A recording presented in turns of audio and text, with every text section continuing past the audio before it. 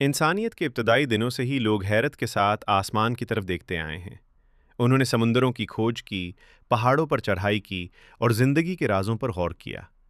ये कायनात किसने बनाई? ये कैसे काम करती है? सितारे इतनी दुरुस्तगी के साथ क्यों हरकत करते हैं? इंसानी ज़िंदगी का मकसद क्या है? बहुत से लोगों के नज़दीक साइंस और मज़हब दो अलग दुनिया हैं। कुछ लोग समझते हैं कि साइंस सिर्फ हक़ाइक़ से ताल्लुक़ रखती है, जबकि मज़हब सिर्फ ईमान से। लेकिन इस्लाम में इल्म और दरियाफ्त एक दूसरे से गहरे तौर पर जुड़े हुए हैं। इस्लाम इंसान को सोचने, गौर करने, तहकीक करने और समझ हासिल करने की तरगीब देता है। 1400 साल पहले कुरान मजीद ने बार बार इंसानियत को कुदरती दुनिया पर गौर करने की दावत दी। इसने लोगों को आसमानों और ज़मीन की तख्लीक, सितारों की हरकत, इंसान की नशोनुमा, बारिश के निज़ाम और फितरत के पोशीदा अजायबात पर सोचने की दावत दी। कुरान कहता है, बेशक आसमानों और ज़मीन की तख्लीक और रात और दिन के बदलने में अक्ल वालों के लिए निशानियां हैं। ये ताकतवर पैगाम मुस्लिम उलमा, साइंसदानों, मौजिदों, माहिरीन फ़ल्कियात, तबीबों, रियाज़ीदानों और फ़लासफ़ा की नस्लों के लिए तहरीक बना। वो समझते थे कि कायनात का मुतालिया अल्लाह की अज़मत को पहचानने का एक ज़रिया है।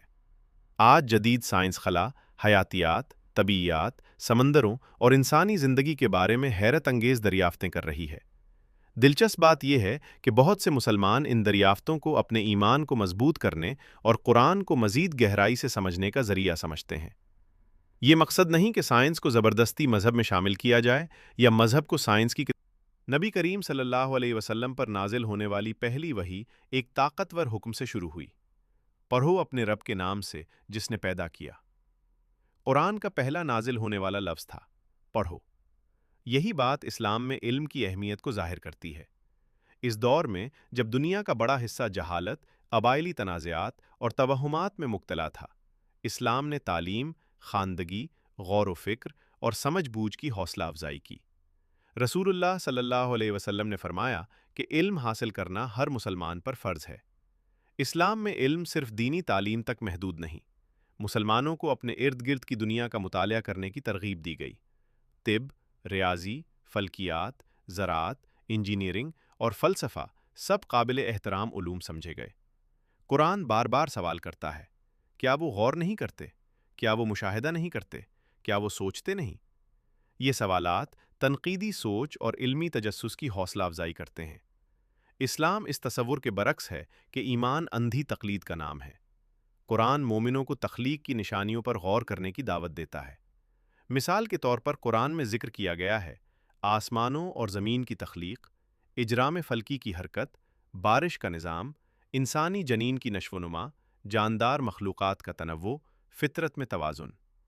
मुस्लिम उलमा समझते थे कि कायनात अल्लाह के मुकर्रर करदा कवानीन के तहत चलती है।